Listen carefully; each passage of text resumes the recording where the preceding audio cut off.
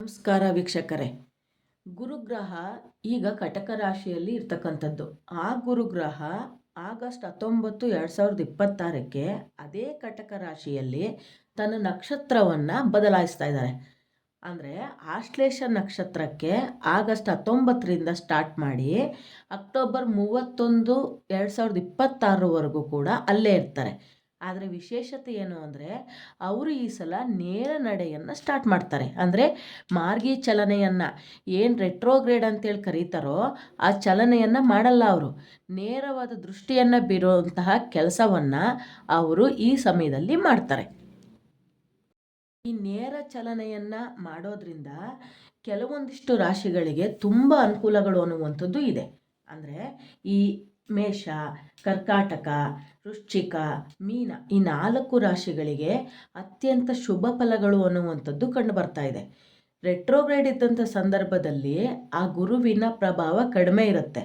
ಆದರೆ ನೇರ ಚಲನೆಯನ್ನು ಯಾವಾಗ ಗುರು ಸ್ಟಾರ್ಟ್ ಮಾಡ್ತಾರೋ ಆಗ ಈ ಒಂದಿಷ್ಟು ರಾಶಿಗಳು ಅನುಕೂಲತೆಯನ್ನು ಕಂಡ್ಕೋಬಹುದು. ಅಂದಮೇಲೆ ಈ ಅಕ್ಟೋಬರ್ 31ವರೆಗೂ ಕೂಡ ಆಶ್ಲೇಷ ನಕ್ಷತ್ರದಲ್ಲೇ ಮುಂದುವರಿಯುವಂಥ ಗುರು ಈ ರಾಶಿಗಳಿಗೆ ಯಾವ ರೀತಿ ಪ್ರಯೋಜನವನ್ನು ನೀಡ್ತವೆ ಅನ್ನೋದನ್ನು ಒಂದೊಂದಾಗಿ ಈಗ ತಿಳ್ಕೊಳ್ಳೋಣ. ಅರಮುನಿದರು ಗುರು ಕಾಯುವನು ಎಂಬಂತೆ ಇಲ್ಲಿ ಗುರುಗ್ರಹ ಅಂತಕ್ಕಂಥದ್ದು ನಿಮ್ಮ ರಾಶಿಗೆ ದೃಷ್ಟಿಯನ್ನು ಬೀರ್ಬಿಟ್ರೆ ಸಾಕು, ಇರುವಂಥ ಕೆಲವೊಂದಿಷ್ಟು ಸಮಸ್ಯೆಗಳು ಬಗೆಹರಿಯೋದ್ರ ಜೊತೆಗೆ ನಿಮಗೆ ಒಂದಿಷ್ಟು ಉತ್ತಮ ಫಲಗಳು ಕೂಡ ಕಂಡು ಬರ್ತವೆ. ಅಂದರೆ ಈ ಮೇಷರಾಶಿ, ಕರ್ಕಟಕ ರಾಶಿ, ವೃಶ್ಚಿಕ ರಾಶಿ, ಮೀನ ರಾಶಿ ಅತಿ ಪ್ರಯೋಜನವನ್ನು ಪಡಿತಕ್ಕಂಥ ರಾಶಿಗಳು ಆಗಿರ್ತಕ್ಕಂಥದ್ದು. ಈಗ ಒಂದೊಂದು ರಾಶಿಗಳನ್ನಾಗಿ ನೋಡ್ತಾ ಹೋಗೋಣ. 19ನೇ ತಾರೀಕು ಅಕ್ಟೋಬರ್ 31ರವರೆಗೆ ನೇರ ನಡೆಯನ್ನು ಚಲನೆಯನ್ನು ಮಾಡ್ತಾ ಇರ್ತಕ್ಕಂತಹ ಗುರುಗ್ರಹ ಇಲ್ಲಿ ಈ ಒಂದು ಕರ್ಕಾಟಕ ರಾಶಿಯವರಿಗೆ ಯಾವ ರೀತಿಯ ಫಲವನ್ನು ಕೊಡಲಿದೆ ಎಂಬುದನ್ನು ಗಮನಿಸೋದಾಯಿತು ಅಂತ ಅಂದರೆ, ಈ ಕರ್ಕಾಟಕ ರಾಶಿ ಗುರುವಿಗೆ ಉಚ್ಚ ಸ್ಥಾನ. ಈ ಸ್ಥಾನದಲ್ಲೇ ಕೂತ್ಕೊಂಡು ಕರ್ಕಾಟಕ ರಾಶಿಯವರಿಗೆ ಗುರು ಮೊದಲನೇ ಭಾವದಲ್ಲೇ ಇರೋದರಿಂದ ಅದ್ಭುತವಾದ ಫಲಗಳನ್ನು ಈ ಸಮಯದಲ್ಲಿ ನೀವು ಕಂಡ್ಕೋಬೋದಾಗಿರ್ತಕ್ಕಂಥದ್ದು. ಈ ಗುರು ಆಗಿರ್ತಕ್ಕಂಥವನು ತನ್ನ ಮನೆಯ ಉಚ್ಚ ಸ್ಥಾನದಲ್ಲೇ ಕೂತ್ಕೊಂಡು ತನ್ನ ಮನೆಯನ್ನೇ ಅನುದೃಷ್ಟಿಯನ್ನು ಕೊಡೋದ್ರಿಂದ ಕಟಕ ರಾಶಿಯವರಿಗೆ ಅದ್ಭುತವಾದ ದಿನಗಳು ಕಂಡುಬರಲಿದೆ. ಯಾಕೆ ಅಂತ ಅಂದರೆ ಈ ಗುರುಗೆ ಈ ಕಟಕ ರಾಶಿ ಅನ್ನುವಂಥದ್ದು ಉಚ್ಚ ಸ್ಥಾನ. ಈ ರಾಶಿಯಲ್ಲೇ ಕೂತ್ಕೊಂಡು ತನ್ನದೇ ಭಾವವನ್ನು ನೋಡೋದ್ರಿಂದ ಅದ್ಭುತವಾದ ಫಲಗಳು ಈ ಕಟಕ ರಾಶಿಯವರಿಗೆ ಸಿಗಲಿದೆ. ಈ ಗುರು ಆಗಿರ್ತಕ್ಕಂಥವನು ತನ್ನ ರಾಶಿಯಲ್ಲೇ ಇರೋದ್ರಿಂದ ಈ ಕಟಕ ರಾಶಿಯವರಿಗೆ ಸಾಮಾನ್ಯವಾಗಿ ಉದ್ಯೋಗ ಪ್ರಗತಿ ಉಂಟಾಗುತ್ತೆ, ಜವಾಬ್ದಾರಿ ಅನ್ನುವಂಥದ್ದು ಹೆಚ್ಚಳ ಆಗುತ್ತೆ. ಜವಾಬ್ದಾರಿ ಹೆಚ್ಚಳ ಆಯ್ತಲ್ಲ, ಇದು ಹೆಂಗೆ ಒಳ್ಳೆಯದಾಗುತ್ತೆ ಅಂತ ನೀವು ಕೇಳೋದಾದರೆ, ಈ ಜವಾಬ್ದಾರಿ ನಿಮ್ಮ ಮೇಲೆ ಹೆಚ್ಚಾಗೋದ್ರಿಂದ ಆರ್ಥಿಕವಾಗಿ, ಉದ್ಯೋಗದಲ್ಲಿ ಅಥವಾ ಈ ಟ್ರಾನ್ಸ್ಫರ್ ವಿಚಾರಗಳಲ್ಲಿ, ವಿದೇಶಿ ಪ್ರಯಾಣಗಳಲ್ಲಿ ನಿಮಗೇನಾಗುತ್ತೆ ಅನುಕೂಲಗಳು ಅನ್ನುವಂಥದ್ದು ಕಂಡುಬರುತ್ತೆ. ಜೊತೆಗೆ ಸಮಾಜದಲ್ಲಿ ಗೌರವ ಅನ್ನುವಂಥದ್ದನ್ನು ಏನು ಉಳಿಸ್ಕೊಂಡು ನೀವು ಇದುವರೆಗೂ ಬಂದಿದ್ದೀರೋ ಈ ಗುರುವಿನ ಸಂಚಾರದಿಂದ ಮತ್ತೊಂದಿಷ್ಟು ಹೆಚ್ಚಾಗುವಂಥ ಸಾಧ್ಯತೆ ಕಂಡು ಬರ್ತಾ ಇದೆ.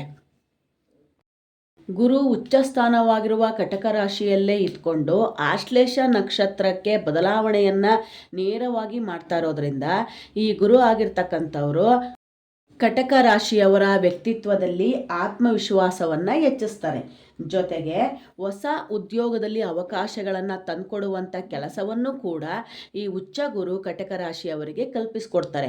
ಉದ್ಯೋಗದಲ್ಲಿ ಟ್ರಾನ್ಸ್ಫರ್ ಸಿಗ್ತಿಲ್ಲ ಅಂತ ಅಂದರೆ, ಉದ್ಯೋಗವನ್ನು ಬದಲಾವಣೆ ಮಾಡ್ತೀನಿ ಅಂತ ಅಂದರೆ, ಇಲ್ಲ ಪ್ರಮೋಷನ್ ಆಗಿರ್ಬೋದು, ಇಲ್ಲ ಈ ರೀತಿಯಾಗಿರ್ತಕ್ಕಂಥ ಕೆಲವೊಂದು ವ್ಯಾಪಾರ ವಹಿವಾಟುಗಳಿಗೆ ಉದ್ಯೋಗಕ್ಕೆ ಸಂಬಂಧಪಟ್ಟಿರ್ತಕ್ಕಂಥ ಅನುಕೂಲತೆಗಳನ್ನು ನೀವೇನಾದ್ರು ಬಯಸ್ತಾ ಇದ್ದರೆ ಈ ಸಮಯದಲ್ಲಿ ತುಂಬ ಚೆನ್ನಾಗಿ ನಿಮಗೆ ದಿನಗಳು ಅನ್ನುವಂಥದ್ದು ಕಂಡು ಬಂದಿರ್ತಕ್ಕಂಥದ್ದು.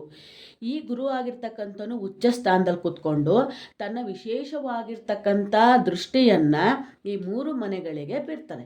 ಈ 3 ಮನೆಗಳು ಕಟಕ ರಾಶಿಯವರಿಗೆ ಉನ್ನತ ಸ್ಥಾನವನ್ನು ರೂಪಿಸ್ಕೊಳ್ಳಿಕ್ಕೆ ಸಹಕಾರಿಯಾಗಿರ್ತಕ್ಕಂಥ ಭಾವಗಳು. ಅಂದರೆ ಈ ಗುರು ಆಗಿರ್ತಕ್ಕಂಥನು ಉಚ್ಚ ಸ್ಥಾನದಲ್ಲಿ ಕೂತ್ಕೊಂಡು ತನ್ನ 5ನೇ ಮನೆಯಾಗಿರ್ತಕ್ಕಂಥ ವೃಶ್ಚಿಕ ರಾಶಿಯ ಅಥವಾ ಭಾವದ ಮೇಲೆ ಏನು ಮಾಡ್ತಾನೆ ವಿಶೇಷ ದೃಷ್ಟಿಯನ್ನು ಬೀರ್ತಾರೆ.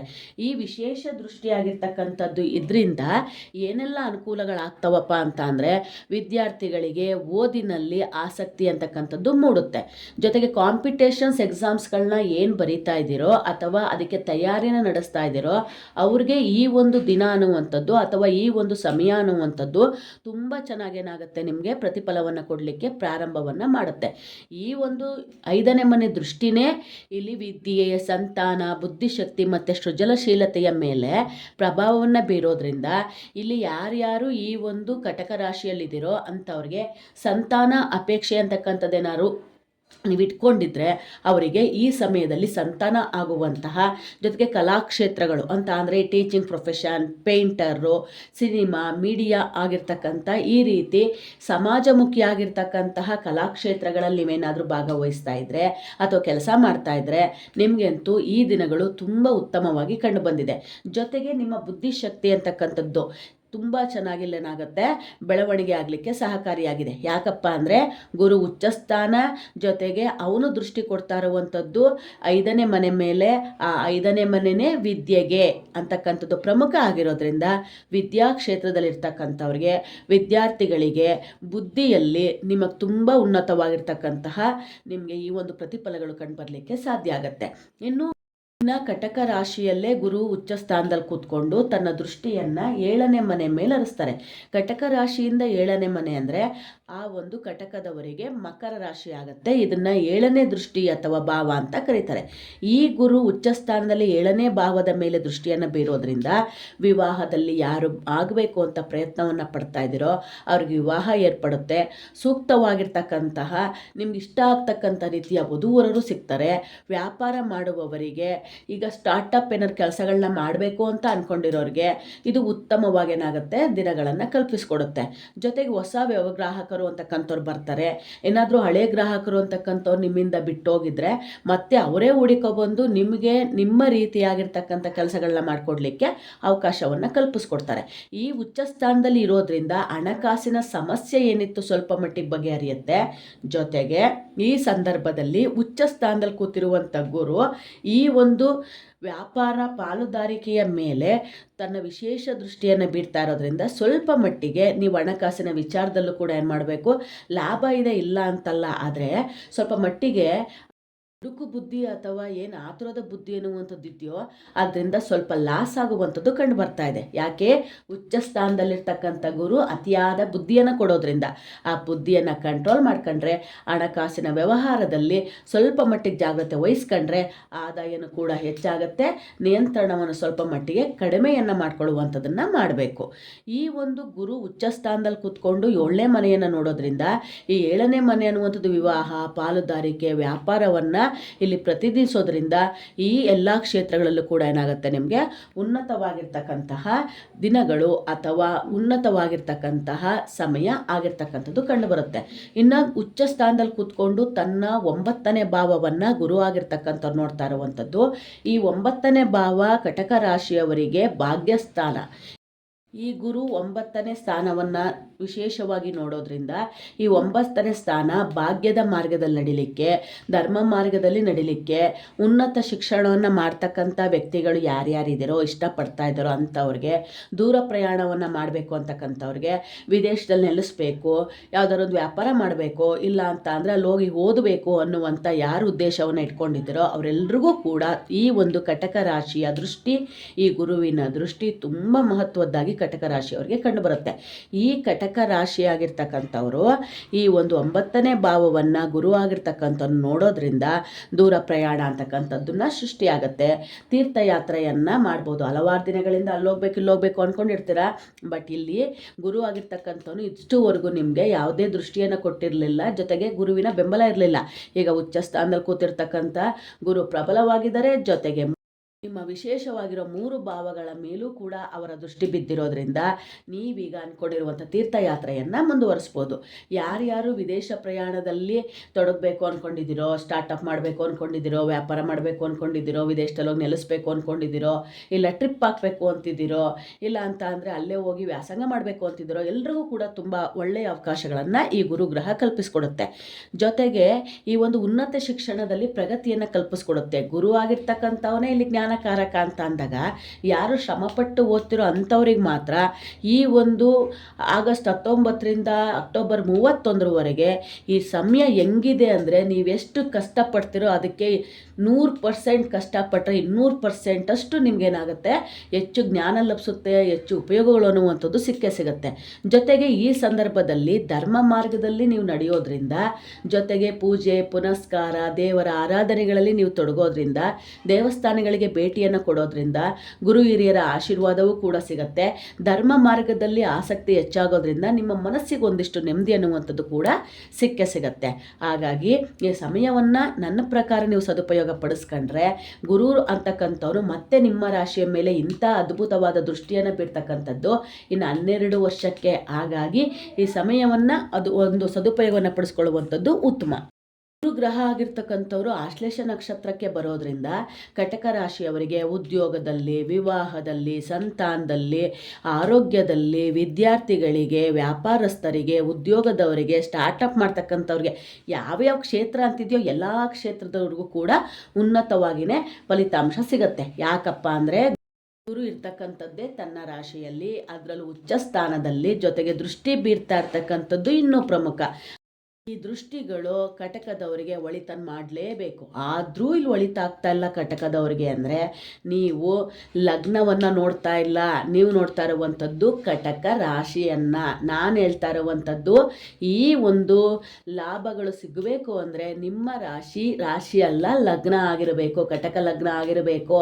ಅವ್ರಿಗೆ ಮಾತ್ರ ಈ ಫಲಗಳು, ಈ ದೃಷ್ಟಿಗಳು ಅನ್ವಯ ಆಗ್ತವೆ. ಇಲ್ಲ ಅಂತ ಅಂದರೆ ಯಾವುದೇ ಫಲಗಳು ಸಿಗಲ್ಲ. ಯಾಕೆ ಈ ಥರ ಸಮಸ್ಯೆ ಆಗ್ತಾ ಇದೆ ಅನ್ನೋದನ್ನು ನುರಿತ ಒಂದು ಜ್ಯೋತಿಷ್ಯಗಳ ಬಳಿ ಹೋಗಿ ತಿಳ್ಕೊಳ್ತಕ್ಕಂಥದ್ದು ಉತ್ತಮ. ಇಲ್ಲ ಅಂತ ಅಂದರೆ ನಿಮ್ಮ ಕಟಕ ಲಗ್ನವೇ ಆಗಿದ್ರೂ ಕೂಡ ಇಲ್ಲಿ ಗುರುವಿಂದ ಯಾವುದೇ ರೀತಿಯಾಗಿರ್ತಕ್ಕಂಥ ಒಳ್ಳೆಯ ಫಲ ನಮಗೆ ಸಿಗ್ತಿಲ್ಲ ಅಂದರೆ ನಿಮ್ಮ ಯಾವುದಾದ್ರೂ ಒಂದು ಜಾತಕದಲ್ಲಿ ಒಂದು ದೋಷ ಅನ್ನುವಂಥದ್ದು ಇರುತ್ತೆ. ಒಂದು ಯಾವುದಾದ್ರು ಅದನ್ನು ನೋಡ್ಕೊಂಬಿಟ್ಟು ಒಂದು ಚಿಕ್ಕ ಪರಿಹಾರವನ್ನು ಮಾಡ್ಕೊಂಬಿಟ್ರೆ ಸಾಕು, ಈ ದೃಷ್ಟಿಗಳು ಆಕ್ಟಿವೇಟ್ ಆಗುತ್ತೆ. ಹಾಗಾಗಿ ಗುರುವಿನ ದೃಷ್ಟಿಯನ್ನು ಪಡ್ಕೊತಾ ಇರ್ತಕ್ಕಂಥ ಕಟಕ ರಾಶಿಯವರು ಈ ಸಮಯವನ್ನು ಸದುಪಯೋಗ ಪಡಿಸ್ಕೋಬೇಕು ಅನ್ನುವಂಥದ್ದು ನಾನು ಇಲ್ಲಿ ಕೊಡ್ತಾ ಇರುವಂಥ ಒಂದು ಮಾಹಿತಿ. ಇರುವಂಥ ಈ ಸಮಯವನ್ನು ಮತ್ತೊಂದಿಷ್ಟು ಉತ್ತಮಪಡಿಸ್ಕೊಳ್ಳೋದಕ್ಕೆ, ಈ ಗುರು ಆಗಿರ್ತಕ್ಕಂಥವ್ರನ್ನ ದೃಷ್ಟಿಯನ್ನು ಪ್ರಬಲ ಮಾಡಲಿಕ್ಕೆ ಕಟಕ ರಾಶಿಯವರು ಇನ್ನೊಂದಿಷ್ಟು ಪರಿಹಾರವನ್ನು ಮಾಡ್ಕೊಂಡ್ಬಿಟ್ರೆ ಈ ಗುರು ತನ್ನ ಉಚ್ಚ ಸ್ಥಾನದಲ್ಲಿ ಕೂತ್ಕೊಂಡು ಮತ್ತೆ ಸ್ಟ್ರಾಂಗಾಗಿ ಏನು ಮಾಡ್ತಾರೆ, ನಿಮ್ಮ ಒಂದು ಭಾವಗಳ ಮೇಲೆ ದೃಷ್ಟಿಯನ್ನು ಬೀರ್ತಾ ಹೋಗ್ತಾರೆ. ಉಚ್ಚ ಸ್ಥಾನದಲ್ಲಿರ್ತಕ್ಕಂಥ ಗುರುವಿನ ವಿಶೇಷ ಶಕ್ತಿಯನ್ನು ಮತ್ತೊಂದಿಷ್ಟು ಹೆಚ್ಚು ಮಾಡಿಕೊಂಡು ಉತ್ತಮ ಫಲವನ್ನು ಪಡ್ಕೊಳ್ಳಿಕ್ಕೆ ಈ ಕಟಕ ರಾಶಿಯವರು ಇಲ್ಲಿ ಪ್ರತಿ ಗುರುವಾರ ವಿಷ್ಣು ಅಥವಾ ಗುರು ಬೃಹಸ್ಪತಿಯನ್ನು ಇಲ್ಲೇನು ಮಾಡಬೇಕು, ಆರಾಧನೆಯನ್ನು ಮಾಡ್ಕೊಬೇಕು. ಗುರು ಜ್ಞಾನ ಬುದ್ಧಿಕಾರಕ ಅಂತ ಅಂದಮೇಲೆ ಆ ಜ್ಞಾನ ಪರಿಶುದ್ಧವಾಗಿದ್ದರೆ ಮಾತ್ರ ನಿಮ್ಗೆ ಏಳಿಗೆ ಸಿಗ್ತಕ್ಕಂಥದ್ದು. ಹಾಗಾಗಿ ಈ ಗುರು ಅಂತಕ್ಕಂಥ ಪ್ರಭಾವವನ್ನು ನೀವು ಪಡ್ಕೋಬೇಕು ಅಂದರೆ ಕಟಕ ರಾಶಿಯವರು ಈ ಒಂದು ಬೃಹಸ್ಪತಿಯನ್ನು ಗುರುವಾರತ್ತು ಭಕ್ತಿಯಿಂದ ಆರಾಧನೆಯನ್ನು ಮಾಡ್ಕೊಬೇಕು. ವಿಷ್ಣು ಸಹಸ್ರನಾಮ ಅಥವಾ ಅದನ್ನು ಕೇಳಿಸ್ಕೊಳ್ಳುವಂಥ ಕೆಲಸವನ್ನು ಮಾಡಬೇಕು. ಇವತ್ತಿನ ಕಲಿಯುಗಕ್ಕೆ ಅಥವಾ ಈ ತ್ರೇತಾಯುಗ, ದ್ವಾಪರಯುಗ, ಕಲಿಯುಗ, ಸತ್ಯಯುಗ ಏನು ಯುಗಗಳಿದಾವೋ ಇದಕ್ಕೆ ವಿಷ್ಣುವಿನೇ ಆದಿ ಅಂತ್ಯ. ವಿಷ್ಣುವಿನ ಆರಾಧನೆ ಮಾಡ್ಕೊಂಡ್ಬಿಟ್ರೆ ಎಲ್ಲ ದೇವರುಗಳನ್ನು ಕೂಡ ಆರಾಧನೆ ಮಾಡ್ದಂಗೆ. ಹಾಗಾಗಿ ವಿಷ್ಣು ಸಹಸ್ರನಾಮ ಅಥವಾ ಶ್ರವಣವನ್ನು ಕೇಳಿಸ್ಕೊಳ್ಳುವಂಥದ್ದು ತುಂಬ ಇಂಪಾರ್ಟೆಂಟು. ಈ ಗುರು ಆಗಿರ್ತಕ್ಕಂಥವನಿಗೆ ಹಳದಿ ಬಣ್ಣ ಅನ್ನುವಂಥದ್ದು ಪ್ರತೀಕ. ಹಾಗಾಗಿ ಹಳದಿ ಬಣ್ಣದ ಈ ಒಂದು ವಸ್ತ್ರಗಳನ್ನು ಬಡವರಿಗೆ ದಾನ ಮಾಡ್ತಕ್ಕಂಥದ್ದು, ಬೇಳೆಯನ್ನು ದಾನವನ್ನು ಮಾಡ್ತಕ್ಕಂಥದ್ದು, ಇಲ್ಲ ಅಂತ ಅಂದರೆ ಬಾಳೆಹಣ್ಣನ್ನು ಈ ಒಂದು ಬಡಬಗ್ಗರಿಗೆ ದಾನವನ್ನು ಮಾಡ್ತಕ್ಕಂಥದ್ದು, ಅಸ್ತಿರ್ತಕ್ಕಂತಹ ನಾಯಿಗಳಿಗೆ ರೊಟ್ಟಿಯನ್ನು ಕೊಡ್ತಕ್ಕಂಥದ್ದು, ಇಲ್ಲ ಅಂತ ಅಂದರೆ ಈ ಒಂದು ಹಸುಗಳಿಗೆ ನಮಸ್ಕಾರವನ್ನು ಮಾಡಿಕೊಂಡು ಅವುಗಳಿಗೆ ಬೆಲ್ಲವನ್ನು ತಿನ್ನಿಸ್ತಕ್ಕಂಥ ಕೆಲಸವನ್ನು ಮಾಡಿದ್ರೆ ಈ ಗುರು ಉಚ್ಚ ಸ್ಥಾನದಲ್ಲಿ ಮತ್ತೊಂದಿಷ್ಟು ಪ್ರಬಲ ಆಗ್ತಾರೆ, ದೃಷ್ಟಿ ಸ್ಟ್ರಾಂಗ್ ಆಗುತ್ತೆ, ನಿಮ್ಮ ಕೆಲಸಗಳು ಮತ್ತೊಂದಿಷ್ಟು ವೇಗವನ್ನು ಪಡ್ಕೊತವೆ. ಜೊತೆಗೆ ಗುರು ಮತ್ತು ಬುಧ ಒಟ್ಟಿಗೆ ಸೇರಿದ್ರೆ ಅದನ್ನು ಹಂಸರಾಜಯೋಗ ಅಂತೇಳಿ ಕರೀತಾರೆ. ಇಲ್ಲಿ ನಿಮಗೆ ಬುಧ ಮತ್ತು ಗುರು ಇಬ್ಬರು ಕೂಡ ಆಕ್ಟಿವೇಟ್ ಆಗ್ತಾ ಇರೋದ್ರಿಂದ ನಿಮ್ಮ ಮೇಲೆ ಇಷ್ಟೆಲ್ಲ ಪ್ರಭಾವ ಬೀರ್ಲಿಕ್ಕೆ ಕಾರಣ ಏನು ಅಂದರೆ ರಚನೆಯಾಗಿರೋ ಹಂಸರಾಜ ಯೋಗ. ಆ ಹಂಸರಾಜ ಯೋಗವನ್ನು ಇನ್ನೊಂದಿಷ್ಟು ಪ್ರಬಲ ಮಾಡ್ಕೊಳ್ಳಿಕ್ಕೆ ನೀವು ಗುರುವಾರತ್ತು ಈ ಒಂದು ಗುರುವನ್ನು ಆರಾಧನೆ ಮಾಡಿದ್ರೆ, ಬುಧವಾರ ಬುಧನನ್ನು ಸ್ಟ್ರಾಂಗ್ ಮಾಡಲಿಕ್ಕೋಸ್ಕರ ಗಣಪತಿಗೆ ಗರಿಕೆಯನ್ನು ಕೊಟ್ಬಿಟ್ಟು ನೀವೇನು ಮಾಡಬೇಕು, ಅವನಿಗೆ ಸಹಸ್ರನಾಮ ಅರ್ಚನೆಯನ್ನು ಮಾಡಿಸಿದ್ರೆ ಒಳಿತು. ವೀಕ್ಷಕರೇ, ಇದು ಗುರುಗ್ರಹದ ಆಶ್ಲೇಷ ನಕ್ಷತ್ರಕ್ಕೆ ಬದಲಾವಣೆಯಾಗ್ತಕ್ಕಂತಹ ಕಟಕ ರಾಶಿಯವರ ಭವಿಷ್ಯ ಆಗಿತ್ತು. ಈ ನನ್ನ ಮಾಹಿತಿ ನಿಮಗೆಲ್ರಿಗೂ ಕೂಡ ಇಷ್ಟ ಆಗಿದೆ ಅಂತ ತಿಳ್ಕೊಂಡಿದ್ದೀನಿ. ಇಷ್ಟ ಆಗಿದ್ದರೆ ಈ ವಿಡಿಯೋಗೆ ಒಂದು ಲೈಕ್ ಮಾಡಿರಿ, ಕಟಕ ರಾಶಿಯವರಿಗೆ ಶೇರ್ ಮಾಡಿರಿ, ಮತ್ತು ಇಂತಹ ಜ್ಯೋತಿಷ್ಯ ಭವಿಷ್ಯಗಳನ್ನು ಮತ್ತೊಂದಿಷ್ಟು ತಿಳಿದುಕೊಳ್ಳುವ ಸಲುವಾಗಿ ನಮ್ಮ ಚಾನಲ್ನ ಸಬ್ಸ್ಕ್ರೈಬ್ ಮಾಡಿರಿ. ಮುಂದಿನ ರಾಶಿ ವೃಶ್ಚಿಕ ರಾಶಿ. ಗುರುಗ್ರಹ ಯಾವ ರೀತಿಯ ತನ್ನ ಉನ್ನತವಾದಂಥ ದೃಷ್ಟಿಯನ್ನು ವೃಶ್ಚಿಕ ರಾಶಿಯವರ ಮೇಲೆ ಬೀರಲಿದೆ ಎಂಬುದನ್ನು ಮುಂದಿನ ವಿಡಿಯೋದಲ್ಲಿ ತಿಳಿಯೋಣ. ಅಲ್ಲಿವರೆಗೂ ಧನ್ಯವಾದಗಳು.